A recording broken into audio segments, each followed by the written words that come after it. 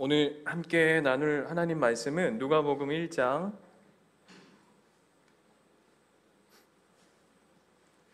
31절에서 35절까지의 말씀입니다.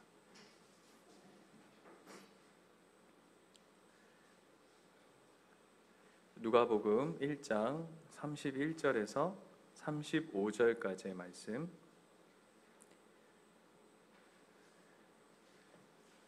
찾으셨죠?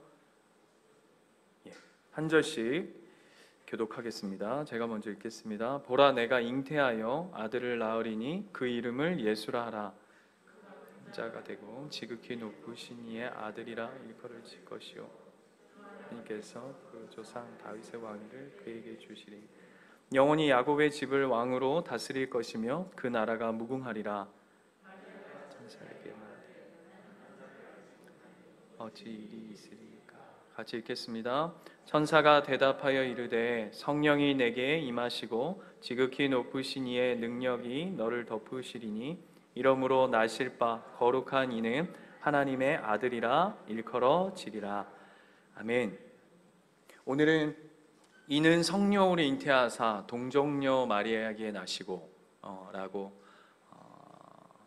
한번 읽어볼까요? 이는 성령으로 잉태하사 동정녀 마리아에게 나시고. 네. 저희 가정예배 드리면 사도신경으로부터 시작하는데 우리 소윤이가 아직 동정녀가 발음이 안 돼가지고 떵정녀 막 이렇게 하는 그 동정녀입니다. 이는 성령으로 잉태하사. 집사님 그 구절 한번 다시 한번 띄워주시겠습니까?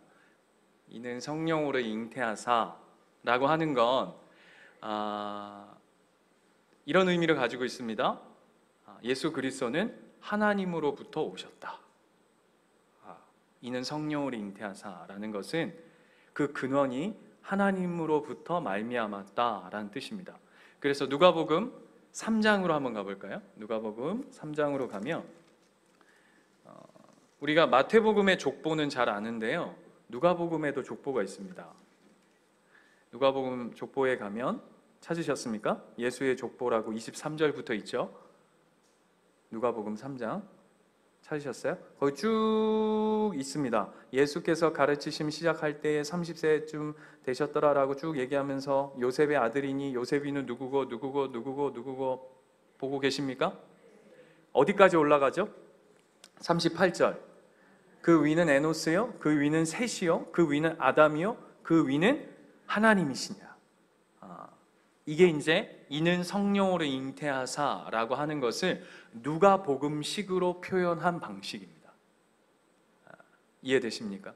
예수 그리스도의 근원이, 누가복음의 별명이 뭐냐 하면 예수 그리스도, 사복음서는 예수 그리스도를 다 이렇게 드러내는 복음서들 아닙니까? 그 중에서도 누가복음은 섬김의 종이신 예수 그리스도를 드러내는 누가복음의 내용들이거든요. 그래서 그가 신이시지만, 그가 하나님이시지만 인간의 몸을 입고 그는 섬기러 오셨다라는 것을 보여내는 것이 누가복음의 핵심이기에 그 족보의 위로 올라가면 그 근원이 하나님이시다라는 것을 증명해 주는 것입니다. 그래서 사도신경 읽을 때에, 우리가 외울 때에 이는 성령으로 잉태하사라고 하는 것이 그가 하나님이시다, 하나님으로 말미암았다라고 하는 고백이 함께 담겨져 있는 거죠. 그리고 그 다음 동정녀 마리아에게 나시고 라는 것은 어떤 의미를 가지고 있냐 하면, 어떤 의미죠? 사람의 자식이다, 아들이다, 자녀다 라고 하는 의미를 가지고 있습니다. 이건 어디로 가보면 쉽게 이해할 수 있냐 하면요, 마태복음으로 가보면 됩니다. 마태복음 1장으로 가보시면 족보가 또 있죠, 그죠? 거기도 이제 예수 그리스도의 족보입니다. 계보라고 되어 있는데요, 족보죠. 마태복음 1장에 가면 누굴 낳고 라고 되어 있는데 올라가면 누구로부터 시작되어지죠? 아브라함과 다윗의 자손 예수 그리스도의 계보다라고 시작되어집니다. 이해되시죠?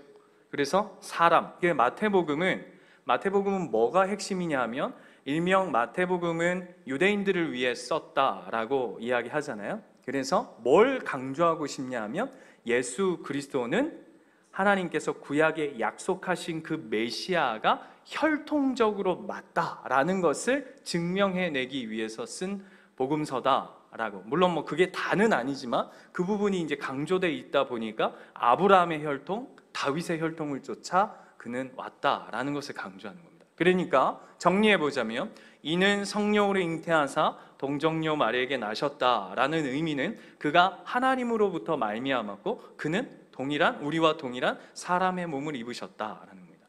이거를 마이클 호튼이라고 하는 목사님, 한 번도 들어본 적이 없으실 수 있지만 미국의 유명한 지금도 살아계신 마이클 호튼 목사님의 표현을 빌려보자면 제가 한번 읽어볼게요. 예수님은 아담이 아버지가 아니고 하나님이 아버지시다. 뭔 소린가 할 텐데요. 다시, 예수님은 아담이 아버지가 아니시고 하나님이 아버지시다. 이 말의 의미를 아시겠어요? 그게 이는 성령으로 잉태하사 그러나 동정녀 마리아의 몸을 통해서 우리에게 인간으로 오셨다라는 겁니다. 이거를 쉽게 우리가 참 많이 교회 안에서 듣는 단어가 있습니다. 그게 뭐냐면 성육신입니다. 그죠? 성육신. 처음 들으시는 분 없으시죠? 성육신 하셨다라는 이야기 참 많이 들으셨을 거예요. 그런데 제가 장담하는데 여러분 성육신에 대해서 다 잘못 알고 계실 겁니다. 자, 성육신, 성이 무슨 성이죠? 예? 교회에서 많이 쓰잖아요. 뭐 성령, 성도, 뭐 또 뭐 있죠? 예, 뭐 성소, 뭐 다 성. 그 무슨 성이죠? 거룩할 성이잖아요. 성육신 하면 뭐죠? 거룩한 육신이라고 생각합니다. 그런데 성육신의 성은 거룩할 성이 아니에요. 무슨 성이죠? 충성이요? 신성이요? 아니에요. 이룰 성이에요. 성육신은 육신을 이루셨다, 육신을 입으셨다, 이런 의미예요. 근데 우리는 그걸 거룩한 성이라고 생각해가지고 이게 예수님 반인 반수로 만들어놔. 이렇게 그 단어 아니에요. 성령의 성하고 성육신의 성하고 다른 성입니다. 이게 왜 그러냐면 여러분 한번 생각해 보세요. 상식적으로 여러분 강아지 키우시는 분 계시죠? 우리 중에 많이 계신 걸로 알고 있습니다. 여러분이 너무 강아지를 사랑해가지고 여러분 강아지 되시는 분, 여러분이 강아지를 막 로이 막 너무 사랑해가지고 내가 강아지 될 수 있는 분 계세요 혹시? 계세요? 없죠. 우리가 어떤 다른 피조물을 너무 사랑한다고 그 자리로 내려갈 수 있는 분 있냐고요? 없어요. 한 명도 없어요. 그죠? 제가 왜 이 이야기를 하냐면 한번 생각해 봅시다. 그런데 이에 대해서 하나님께서 우리를 사랑하셔서 인간의 몸을 입고 이 땅 가운데 오셨다, 성육신 하셨다라는 것에 대해서 수많은 사람들이 불편하게 생각합니다. 그게 말이 되냐? 라고 얘기합니다. 여러분 뭐 많이 주변에서 들어보셨을 거예요. 그렇죠? 표정들이 다 처음 듣는 표정처럼 하는데 그것도 모자라서 특히 그 다음 거는 더 이해가 안 된다는 거죠. 동정녀가 무슨 뜻이죠, 여러분? 동정녀 무슨 뜻이죠? 사전적 의미가 뭐냐면 동정녀, 우리 지금 교회에서 설교하는 거 맞죠? 네, 지금 성육신 동정녀 이거 다시 해야 됩니까? 동정녀가 뭐냐 하면 남자와 관계를 하지 않은 처녀를 일컫는 말입니다. 그래서 우리 예수님은 성령으로 잉태하시고 처녀의 몸을 통해 이 땅에 오셨습니다. 맞습니까? 그걸 우리는 믿습니다. 저와 여러분은 그걸 고백하시죠? 세상 사람들은 뭐라 그러냐면 처녀가 임신하는 게 말이 되냐. 그래서 그런 속담도 있잖아요. 그래서 뭐라 그러죠? 예? 그렇죠. 그걸 뭐라 그러죠? 처녀가 임신해도 지할 말은 있다. 뭐 이렇게 그 기독교의 동정녀 잉태 때문에 나온 속담이거나 말거나 또 이거 또 못 알아들으셔가지고 야 동정녀 때문에 그런 속담이 나왔대 이러면 이제 골치 아픈 겁니다. 예. 여러분 세상 사람들은 동정녀가 말이 되냐라고 얘기합니다. 그게 말도 안 돼. 처녀가 잉태해서 아들을 낳는다? 니네들은 좀 이게 순진한 거니 멍청한 거니 이렇게 접근하죠. 네. 그럼 여러분 뭐라고 답하십니까? 나도 껄쩍한데, 나도 사실 껄쩍해. 그거 뭐 내가 본 게 아니고 그렇다고 하니까 내가 수없이 어렸을 때부터 주입식 교육을 엄마한테, 아빠한테, 목사한테, 순장한테, 목자한테, 사랑 목자한테 들어오니까 나도 모르게 그게 주입이 돼서 그런 거보다 하고 왔지. 나도 밖에 와서 시험 볼 때는 동정녀 처녀가 잉태하여 아들을 낳는다 그러면 X 이렇게 쳐요. 그렇게 답하시겠어요? 어떻게 하시겠어요? 목사님 그냥 편하게 삽시다. 교회 와서는 그냥 동정녀가 했다 하고 밖에 나가면 그냥 스리슬쩍 눈 감고 삽시다. 그런 건가요? 아니죠. 그럼 어떻게 얘기해야 될까요? 성경은 뭐라고 얘기하나요? 동정녀 임신하는 거 우연의 산물인가요? 아니면 꾸며낸 이야기인가요, 여러분? 여러분 한번 상식적으로 한번 생각해 봅시다. 많은 학자들이 꾸며낸 이야기라고 얘기하거든요. 그러면 성경은 특히 사복음서나 이런 신약 복음서는 예수님 계신 거 이후대의 이야기 아닙니까? 그러면 후대에 꾸며낸 이야기라면 여러분 같으면 동정녀 아들로 낳았다고 얘기하겠어요? 여러분 많은 세상의 신화들을 잘 보면 신이 이 땅 가운데 간혹 오는 신화들이 있죠.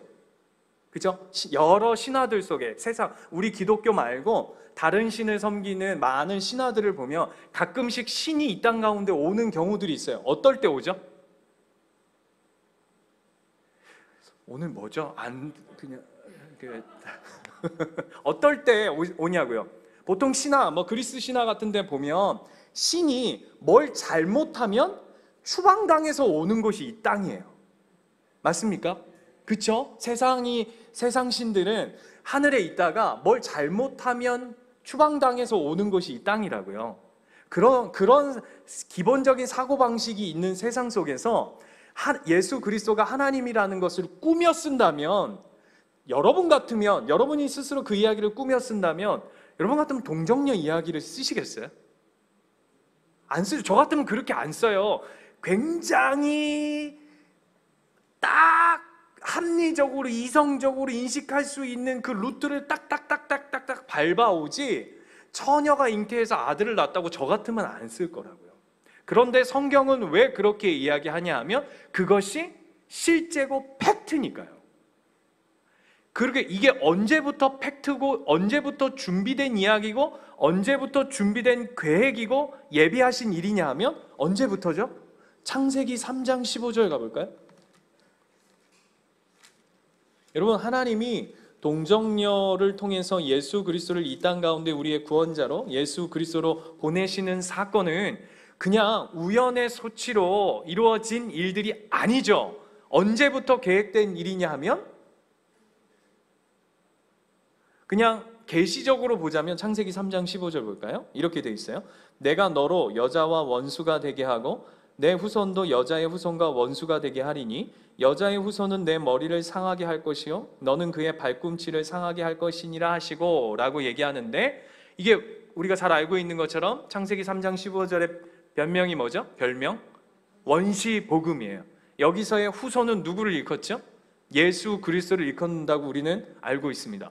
그런데 그 후손이 누구를 통해 이루어진다고요?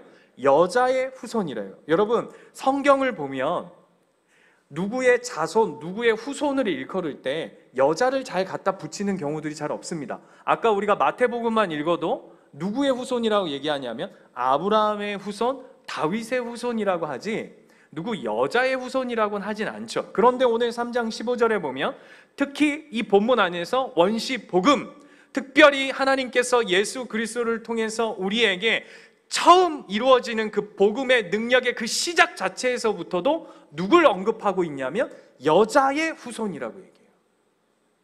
그럼 이거는 우리는 오늘 본문으로 보자면 이 여자가 누군지 당연히 알 수 있는 본문입니다.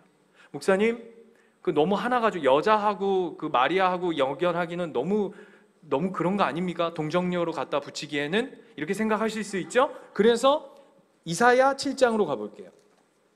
이사야 구약성경 975페이지 정도 될 것 같아요. 이사야 7장 11절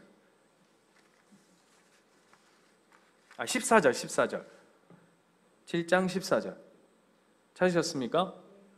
네, 거기에 보면 이사야 말씀 안에서도 지지하죠. 같이 한번 읽을까요? 시작. 그러므로 주께서 친히 징조를 너희에게 주실 것이라. 보라, 처녀가 잉태하여 아들을 낳을 것이요 그의 이름을 임마누엘이라 하리라. 여러분, 이거는 제가 뭐 딴 얘기 안 해도 임마누엘 누군지 아시죠? 이 자녀가, 이 아들이 누구죠? 예수 그리스도입니다. 그런데 누가 잉태한다고요? 처녀가 잉태하여. 제가 무슨 얘기하고 싶은 거냐 하면, 하나님께서 동정녀를 통해서 예수 그리스도를 보내시는 이 사건, 이 팩트, 이 사실은 그냥 우발적이거나 꾸며낸 이야기가 아니라 벌써 몇 천 년 전부터 하나님께서 준비하시고 계획하시고 그 일들을 통해서 우리에게 보내신 사건이다 라는 것을 우리에게 지지해 주고 있어요. 표정이 요런 표정이실 줄 알고, 여러분 다시 한번 마태복음 족보로 한번 가볼까요? 1장으로 가면 하나님께서 예수 그리스도를 이 땅 가운데 보내시는 그 사건, 그 기적의 사건, 그죠? 기적이죠? 신비죠? 처녀를 통해 잉태하는 그 사건들을 이렇게 살펴보면, 족보에서 이렇게 쭉 살펴보면 그 준비하신 일들이 벌써 몇 천 년 전부터 시작된 일, 아까 우리가 살펴본 것처럼 아담의 창세기 3장부터 시작된, 그것도 사실 원래는 하나님의 계획은 태초 전부터 그 계획하심을 가지고 계신 사건이지만, 우리가 확인할 수 있는 거는 창세기 3장부터라고 친다고 해도, 아니면 아브라함 때부터라고 친다고 해도, 이 족보대로 해서 보자면 한번 쭉 보세요. 거기에 나오는 인물들을 한번 쭉 보십시오. 여러분 아시는 뭐 아브라함, 뭐 다윗, 뭐 있죠? 뭐 여자들도 가끔 나오죠? 제가 이 족보를 나오는 인물들을 이렇게 한번 설명해 볼게요. 어떤 인물들이 나오냐면, 거기는요, 살인자, 강간범, 창녀, 바람둥이, 폭군, 불순종의 아이콘들, 타락의 아이콘들이 이 족보 안에 수두룩합니다. 목사님, 거기에 바람둥이가 어디 있습니까? 솔로몬, 그죠? 많잖아요. 살인범은 누굽니까? 다윗, 많잖아요. 그렇죠? 근데 한번 생각해 보세요. 하나님의 일하심이 얼마나 놀랍냐면, 살인자, 강간범, 창녀, 바람둥이, 불순종, 타락, 그 아이콘들의 역사를 다 끌어다 모아가지고는 결국 하나님의 역사는 예수 그리스도로 귀결하게 반드시 만드신 분이에요. 여러분, 처녀가 잉태해서 아들을 낳는 게 기적입니까? 이런 말도 안 되는 인간들을 끌어다 모아가지고 하나님의 역사가 끊어지지 않고, 쪼개지지 않고, 끝나지 않고, 포기되지 않고, 뭐라 그럴까요? 망하지 않고, 주저앉지 않고, 흩어지지 않고 예수 그리스도로 이어지는 게 기적입니까? 이 기적이 더 대단한 거 아닙니까? 근데 세상 사람들이 처녀가 잉태해서 아들 낳는다는 게 말이 돼? 라고 얘기한다고 우리 눈까지 흔들리면 안 된다고요. 예를 들면 이런 거예요. 이걸 이렇게 표현한 한 목사님이 계셨어요. 세상 사람들이 동정녀에 관해서 흠집을 잡고 트집을 잡는 건, 자전거에서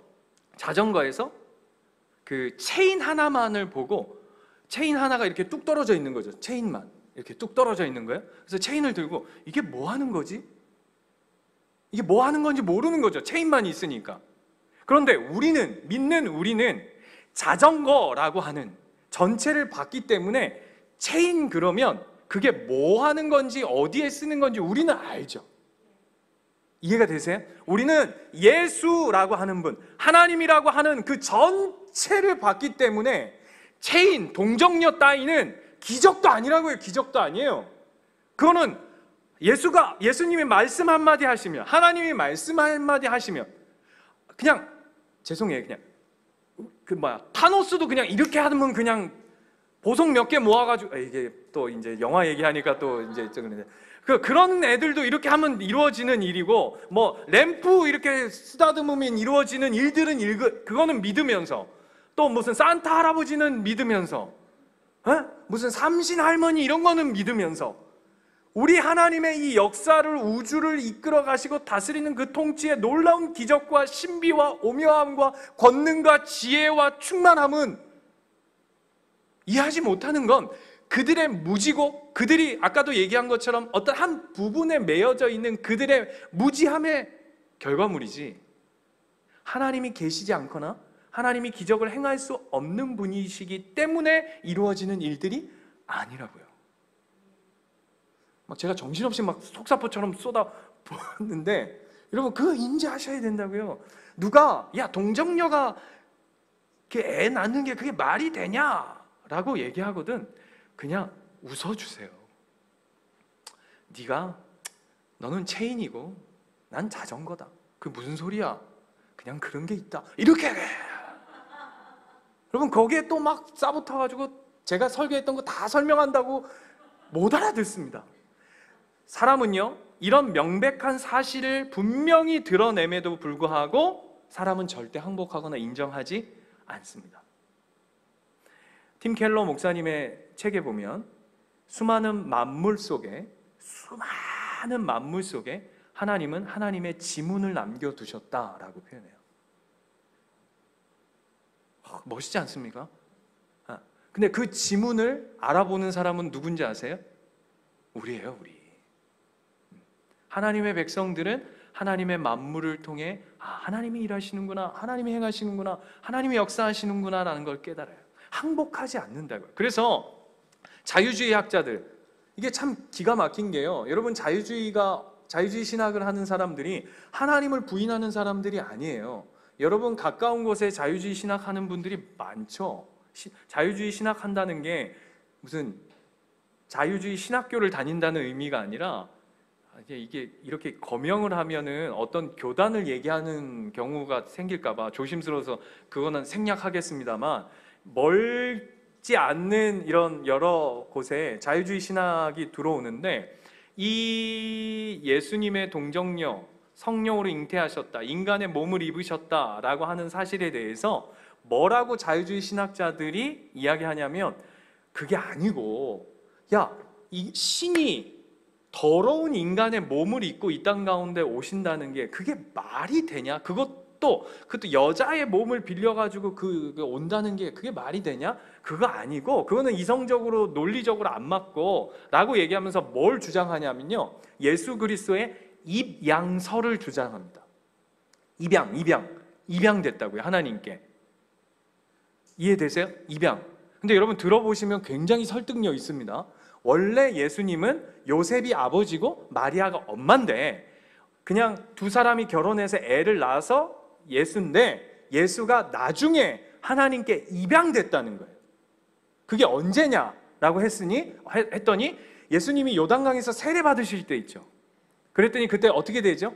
하늘 문이 열리고 하나님 뭐라 그러시죠? 이는 내가 사랑하는 아들이요 기뻐하는 자라. 그때 원래 예수님은 그냥 인간 예수였는데, 요셉과 마리아의 아들 인간 예수였는데, 하나님이 누군가를 통해서 그 구원의 역사를 이루어야 돼가지고는 그 인간 예수를 그날 입양했다라고 얘기한다고요. 여러분 맞습니까? 그럴싸하죠? 그럴싸하다고요. 여기서 멈추는 게 아니라, 자유주의 신학자 중에 유명한 사람이 있어요. 이름도 특이해요. 하르낙, 외국 사람입니다. 슐라이마허 이런 사람들. 우리나라에도 자유주의 신학 박윤선 이런 그 목사님들 이렇게 초창기 때 멤버들 올 때 일본을 중심으로 이렇게 자유주의 신학을 가지고 들어온 사람이 누구냐면 김재준이라고 하는 분이 계세요. 여러분들은 잘 모르실 거예요. 이게 총신, 잘 들으셔야 돼요. 총신, 고신, 합신 이런 전통 속에 계셨던 분들은 자유주의 신학이나 김재준이나 슐라이마허, 하르마 또 칼바르트 이런 얘기하면요, 누구야?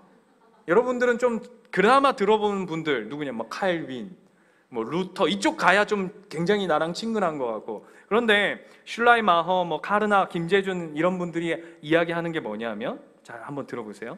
성경에서 동정녀 탄생이나 부활이나 예수님이 무리를 걸으시거나 죽은 자를 살리시거나 눈먼 자를 눈뜨게 하시는 그런 기적들을 지워내야, 이해가 되세요? 성경에서 기적이나 이적 같은 우리의 사람의 이성으로 기준으로 넘어서는 그 모든 초월의 사건들을 성경에서 지워내야 그제서야 진정한 성경이다라고 얘기한다.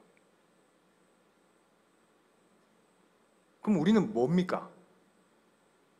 우리는 기적을 믿고 하나님의 일하심의 신비를 믿고 예수 그리스도가 성령으로 잉태하시고 동정녀 마리아를 통해서 오셨다라는 것을 우리는 마음과 입술과 우리의 영혼을 다해서 고백하고 있는데, 그거 아니라고 하면 우리는 뭡니까? 우리가 이단인가요?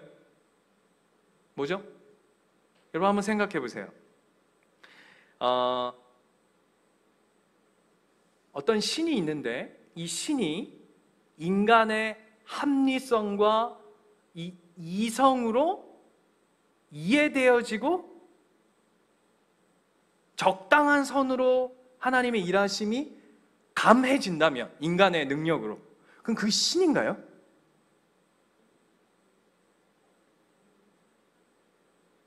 여러분, 우리가 자식 키워보면요, 같은 인간끼리여도 연소하고 나이가 어리고 자녀가 부모의 마음도 잘 못 헤아리는 게 인간이에요. 그렇잖아요. 그죠? 우리의 그게 얄팍함이라고요. 하물며 인간이 신을 다 이해한다? 하나님의 행하심을 내 머리로 다 받아들이고 이해할 수 있다? 그게 무슨 신입니까? 그래서 콜린스라고 하는 과학자가 이런 글을 썼어요. 한번 잘 들어보세요. 과학자의 시선으로 보면 우주는 마치 인간이 나타날 줄 알고 기다린 것처럼 보인다. 우주에는, 무슨 말인지 모르겠어요, 중력 상수에서 강하고 약한 핵력과 관련한 다양한 상수들에 이르기까지 정확한 값을 가진 상수들이 15개나 작용한다. 여기까지 저나 여러분이나 무슨 말인지 모르시겠죠? 아시는 분들 계실 수 있고요. 그런 상수들 가운데 어느 하나가, 여기서부터 잘 들어보세요, 100만 분의 1 경우에 따라서는 1000억 분의 1만큼이라도 조금만 틀어지면 지금 우리가 보는 우주는 사실상 존재할 수가 없다. 그 다음 들어보세요.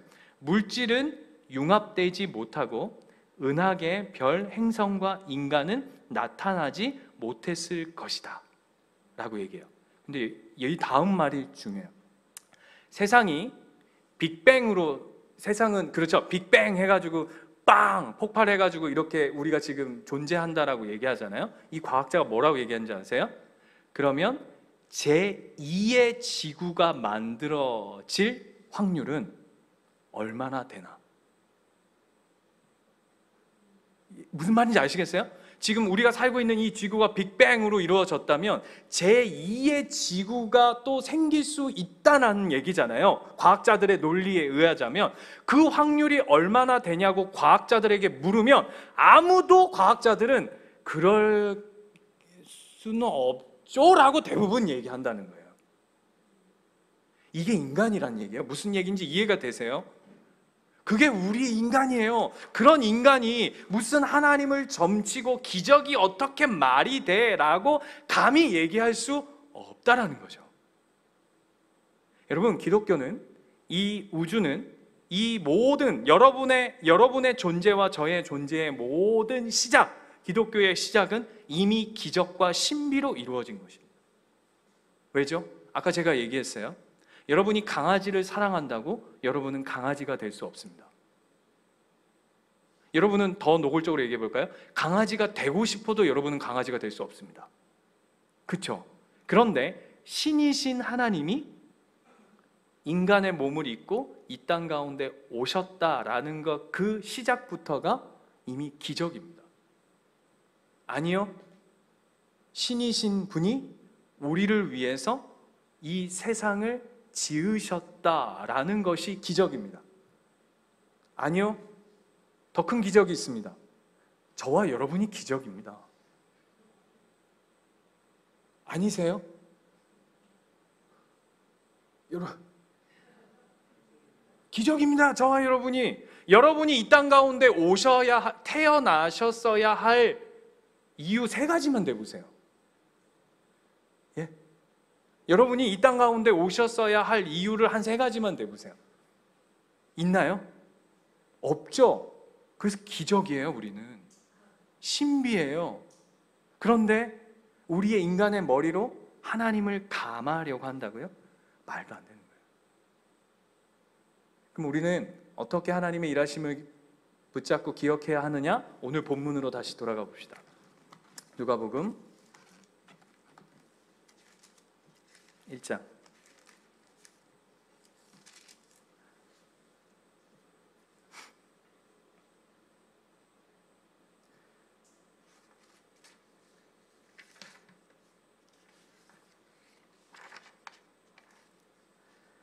누가복음 1장 26절부터 한번 볼까요? 26절을 보면 이렇게 되어 있어요.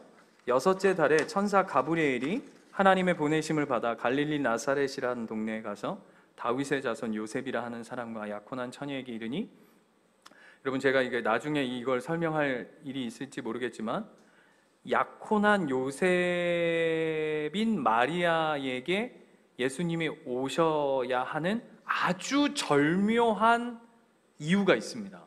나중에 한번 설명드릴게요. 약혼한 처녀에게 이르니 그 처녀의 이름 마리아라. 그에게 들어가 이르되 은혜를 받은 자여 평안할지어다. 제가 말씀드렸죠.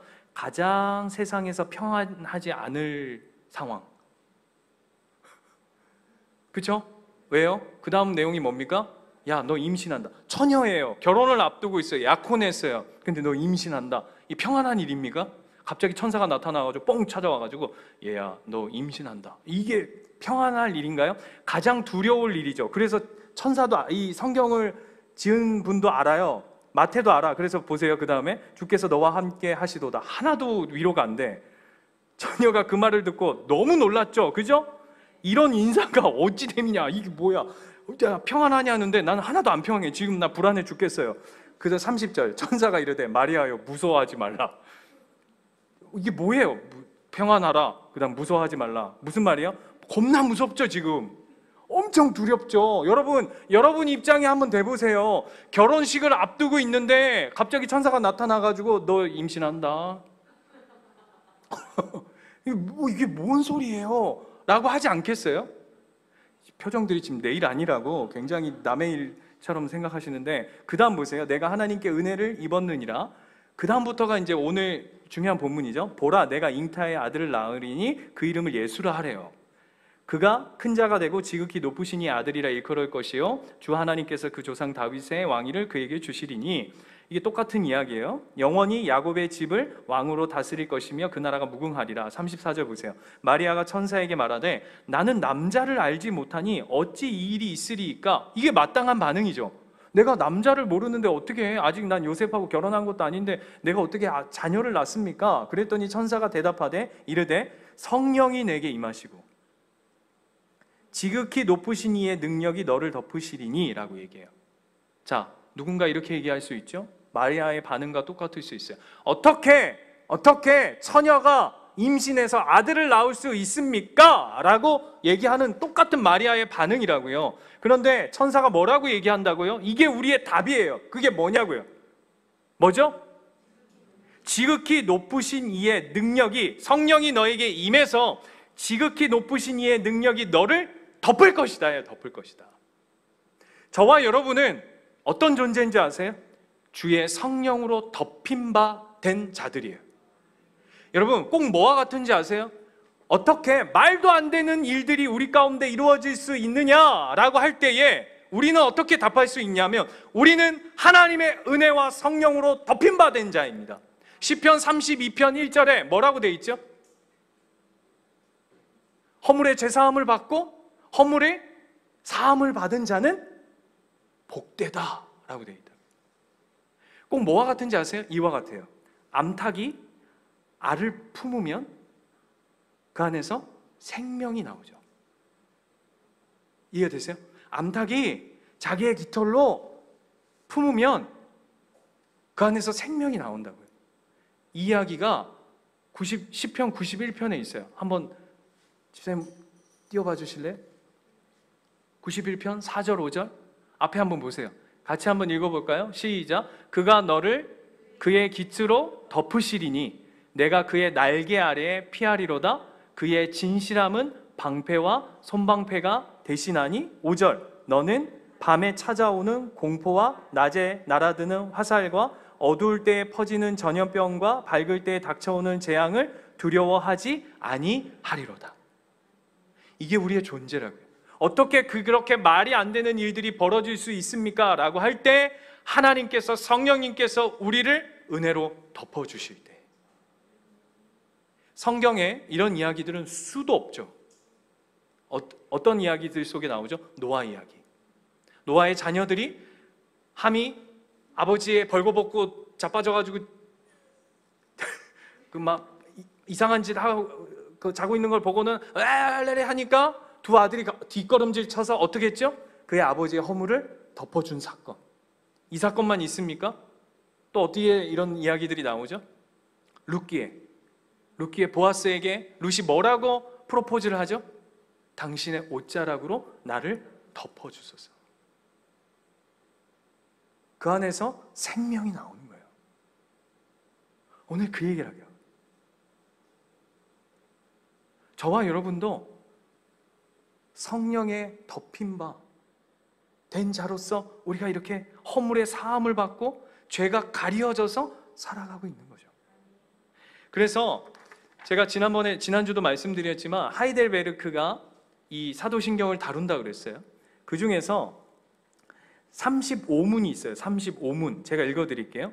35문 질문이 뭐냐면, 그분은 성령으로 잉태하사 동정녀 마리아에게 나셨으며 라는 말로 당신은 무엇을 고백합니까?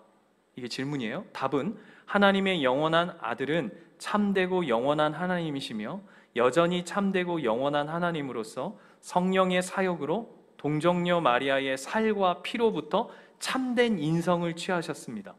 그리하여 또한 다윗의 참된 자손이 되고 모든 일에서 그의 형제들과 같이 되셨으나 죄는 없으신 분이십니다. 이게 35문이고요. 36문.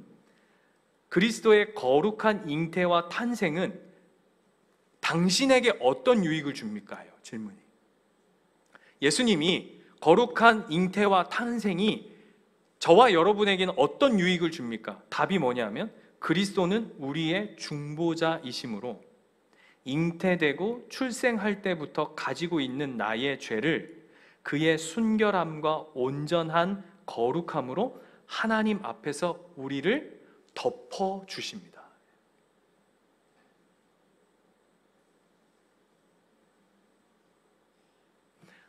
이는 성령으로 잉태하사 동정녀 마리아에게 나시고 라고 하는 고백의 핵심은 뭐라고요? 그냥 처녀한테 낳나 보다, 성령님 보내셨나 보다 라고 하는 고백이 아니라 그 고백으로 말미암아 우리의 죄가 그 거룩하심으로 덮임받는다. 그게 사도신경의 고백의 핵심이에요. 기적이 어디 있냐고 묻거든 동정녀가 어떻게 처녀가 잉태해서 아들을 낳을 수 있느냐고 세상이 비웃거든 여러분 이렇게 얘기하십시오. 그 기적과 신비와 놀라움은 내 안에 있다. 왜? 내가 그 살아계신 예수 그리스도로 말미암아 죽을 수밖에 없는 그 죄를 덮임받고 가리워진 존재다. 그렇게 얘기하실 수 있어야 돼요. 덮임받는 자. 그게 오늘 이야기의 핵심이에요. 가리워진 자. 여러분이 이 고백을 날마다 기억하시면서 그래, 내가 기적을 사는 자, 내가 은혜로 덮임 받는 자, 성령으로 인도함 받는 자라는 것을 날마다 고백하는 저와 여러분 되시기를 축원드립니다.